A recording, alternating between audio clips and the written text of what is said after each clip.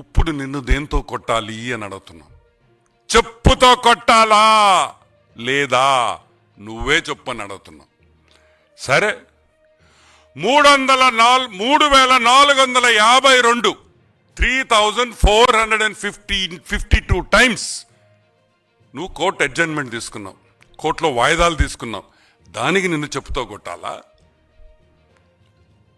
అది ఒక world record. 3452 సార్లు కోర్టు కేసుల్లో వాయిదా తెచ్చుకున్న ఏకైక మగాడు హాఫ్ టికెట్. అది మగోడు కాదు, ఏకైక హాఫ్ టికెట్ జగన్మోహన్ రెడ్డి అని కూడా నేను మనవి చేస్తా ఉన్నా. సరే, పెద్ద పెద్ద లాయర్లు పెట్టుకున్నాం. Who is who of the legal industry? Harish Salve, Abhishek Sanghvi, Mukul Rohatgi, ఇటువంటి పెద్ద పెద్ద లాయర్లు పెట్టుకొని ఈరోజు నువ్వు జైల్లో నుంచి తప్పించుకొని కేసుల్లో ఈ రోజుకి కూడా ట్రయల్ చేయకుండా నువ్వు బయటపడుతున్నావంటే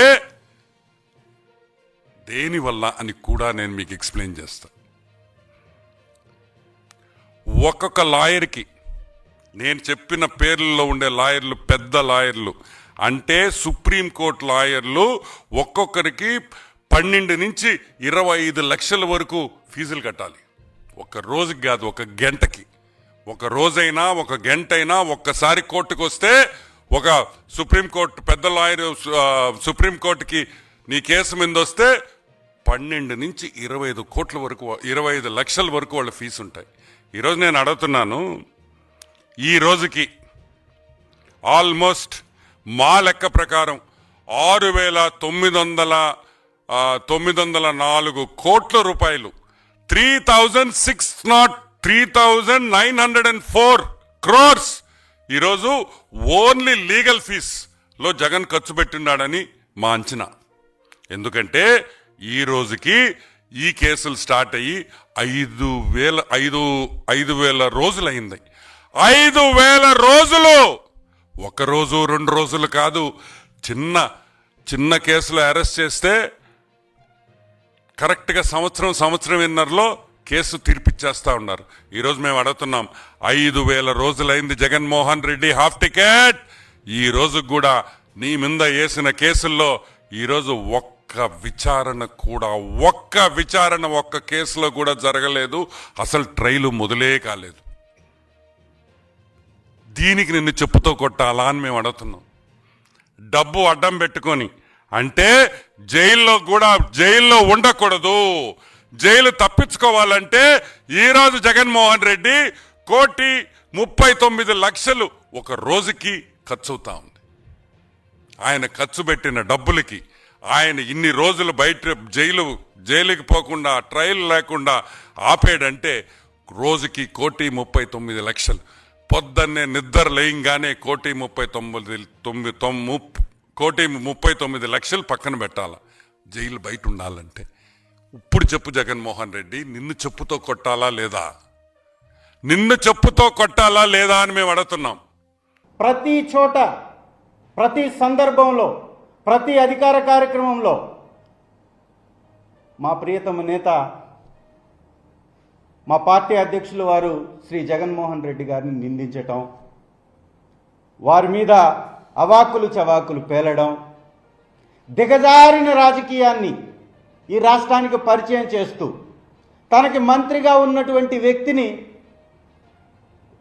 తెలుగుదేశం పార్టీ కార్యాలయంలో ఆనం రామనారాయణ రెడ్డి గారిని కూర్చొని పెట్టుకొని దిగజారినటువంటి మాటలు, ఒక సామాన్యమైనటువంటి విలువలు కలిగినటువంటి వ్యక్తి కూడా, ఒక అవగాహన లేని వ్యక్తి కూడా మాట్లాడలేనటువంటి భాషతో ఈ పార్టీలో ఉండి, ఈ పార్టీలో పదవులు అనుభవించి, ఈ పార్టీ ద్వారా ఎదిగి, దివంగత మహానేత రాజశేఖర్ రెడ్డి గారి పుణ్యమని రాజకీయాల్లో ఎదిగి, ఇవాళ వారి బిడ్డపై విచక్షణ లేకుండా మాట్లాడినటువంటి ఆ మంత్రి గారి వ్యాఖ్యలే చంద్రబాబు గారి దిగజారుడు రాజకీయానికి అద్దం పడుతున్నాయి.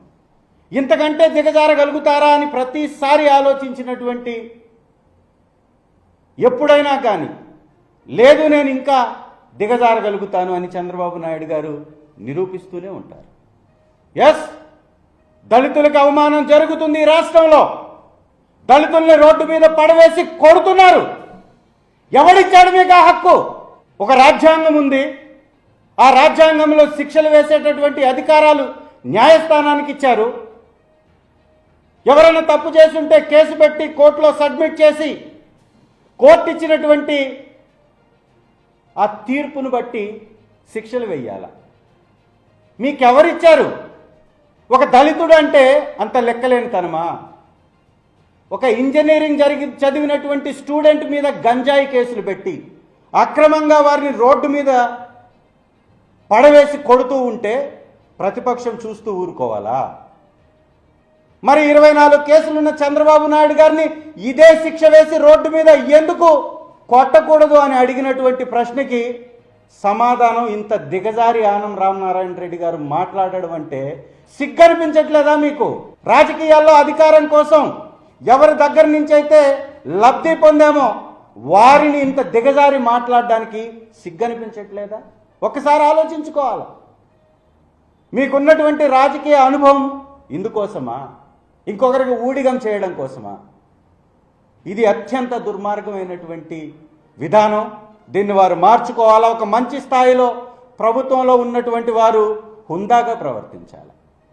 ఎస్, నేను అడుగుతున్నా, ఈ రాష్ట్రంలో గంజాయి వ్యాపారం చేస్తుంది తెలుగుదేశం నాయకులు అని చాలా స్పష్టంగా మీ క్యాబినెట్లో గతంలో ఉన్నటువంటి పని చేసినటువంటి వారే మాట్లాడారు.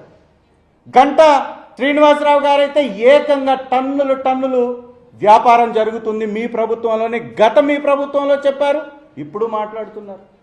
మరి శిక్ష వేస్తే ఎవరికేయాలి? మీ నాయకులకు కాదా? మీ అధికారులకు కాదా? మీ ఆధ్వర్యంలో పనిచేస్తున్నటువంటి అధికారులకు కాదా? ఈ గంజాయి బజార్లో దొరుకుతుంది అంటే అది మీ తప్పు కాదా? మీ పొరపాటు కాదా?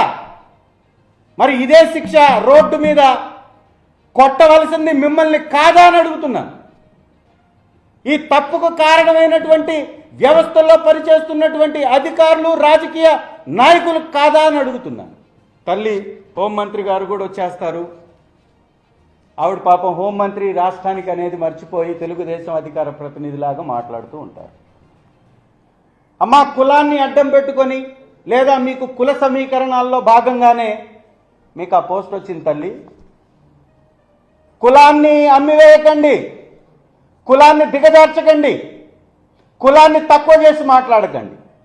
మీరు ఈరోజు ఆ పదవిని పొందారంటే బాబాసాహెబ్ అంబేద్కర్ గారు రాసినటువంటి రాజ్యాంగం వారిచ్చిన హక్కుల ద్వారా పొందారు.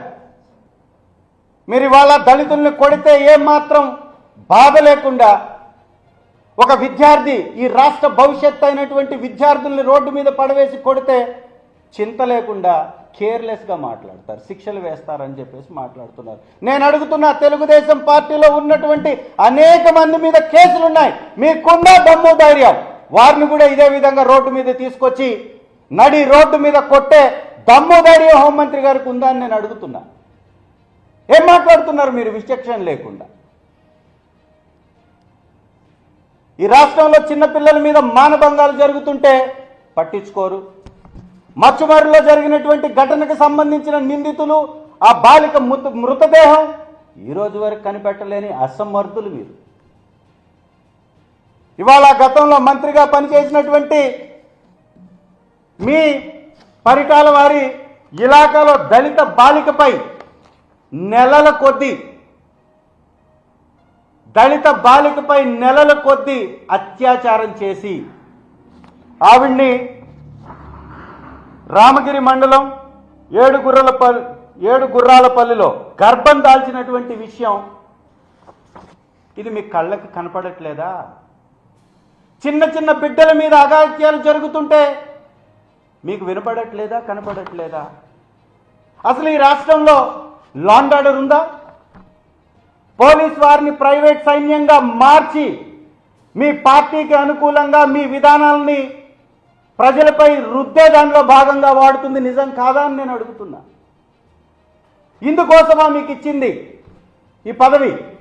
మిమ్మల్ని అడ్డం పెట్టుకొని వారు వారి ఇష్టం వచ్చినట్టు చేసుకుంటూ పోతుంటే మీరు సమర్థిస్తారా? కొంచెమన్నా బాధ్యతతో వ్యవహరించాలని నేను మనవి చేస్తున్నా.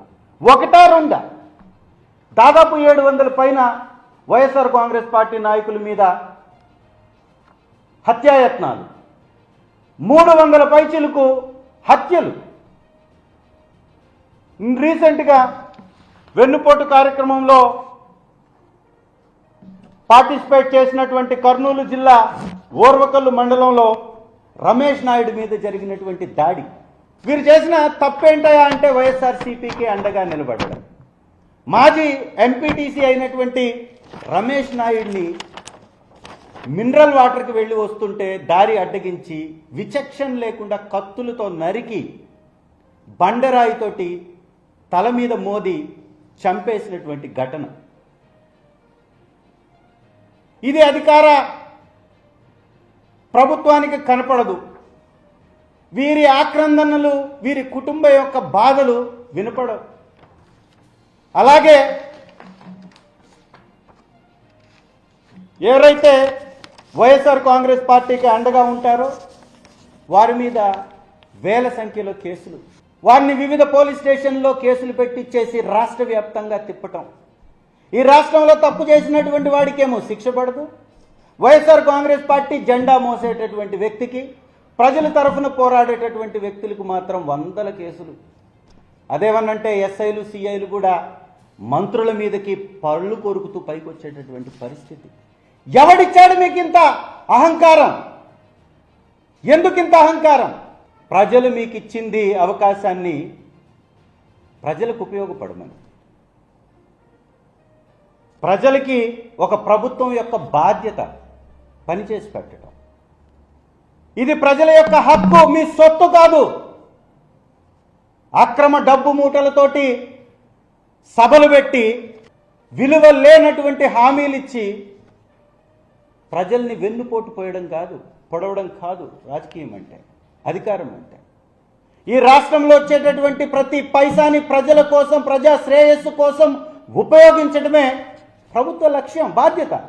ఇవాళ జరుగుతుంది ఏంటి? ఎక్కడ పట్టినా హత్యాయత్నాలు, అత్యాచారాలు, మానభంగాలు, దాడులు. ఏదన్నా మాట్లాడితే బూతు నోళ్ళేసుకొని పైన పడిపోవడం, స్థాయిని మరచి మాట్లాడడం.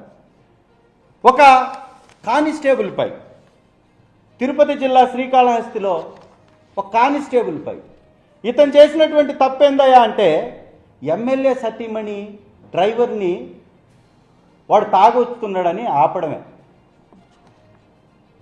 వాడు తాగాడని ఆ డ్రైవరు నిర్ధారించి వాడికి పెనాల్టీ కూడా వేశారు, చాలను కూడా కట్టారు.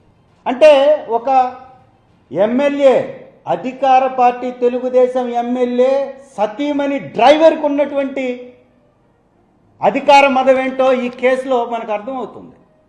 ఒక కానిస్టేబుల్ని ఇంటికి పిలిపించి ఎమ్మెల్యే ముందు కొడతారు, వార్తలు వచ్చాయి. అంటే అధికారాన్ని ఏ విధంగా దుర్వినియోగం చేస్తున్నారనే దానికి ఇది పరాకాష్ఠకు చేరినటువంటి వైనం. ఇకపోతే వైఎస్ఆర్సీపీ వారి మీద నిందలు వేయించటం, వైఎస్ఆర్సీపీకి వ్యతిరేకంగా ఇట్లాంటి వెటకారపు రాజుల్ని బయటికి తీసుకురావడం. ఇతను పని ఏందా అంటే మా కండ వేసుకుంటాడు, వైఎస్ఆర్సీపీకి కండ వేసుకుంటాడు. తెలుగుదేశం పార్టీకి అనుకూలంగా, కూటమి ప్రభుత్వానికి అనుకూలంగా వైఎస్ఆర్సీపీ నాయకుల్ని హేళన చేస్తూ, గేలీ చేస్తూ, వెటకారపు వెకిలి చేష్టలతోటి పెట్టరేగిపోతుంటాడు. ఇతను తాగి మద్యం మత్తులో రెచ్చిపోయి ఇతను అధికారుల్ని కొట్టినా, జనాలను కొట్టినా, దూషించినా ఇతని మీద మాత్రం కేసు ఉండదు. ఒకటా రెండా, 100 కొద్ది సంఘటనలు. ఈ రాష్ట్రంలో ఒక ఏడాది పరిపాలనని ఒక్కసారి మనం వెనక్కి తిరిగి కానీ చూసినట్లయితే ఎలా ఉందాయా వీళ్ళ పరిపాలన అంటే 15,000 కోట్ల రూపాయలతోటి అధిక భారం వేసి కరెంటు ఛార్జీలు వసూలు చేసినటువంటి ఈ ప్రభుత్వం 1,50,000 కోట్ల రూపాయలు అప్పులు చేసింది. మరి ఏమి చేశారయ్యా, ఏమి ఘనకార్యం చేశారు, ఏ పథకానికి ఇచ్చారు, ఎందుకు ఇంత ఖర్చు అయిందని ఎవరన్నా అడిగితే నిలదీస్తే కేసులు పెడతారు. నేను అడుగుతున్నా చంద్రబాబు నాయుడు గారిని, పవన్ కళ్యాణ్ గారిని, లోకేష్ గారిని, అలాగే మోడీ గారిని. పేరుకేమో నలుగురు నాయకులు ఈ రాష్ట్రానికి పట్టినటువంటి శనిలా మారారు.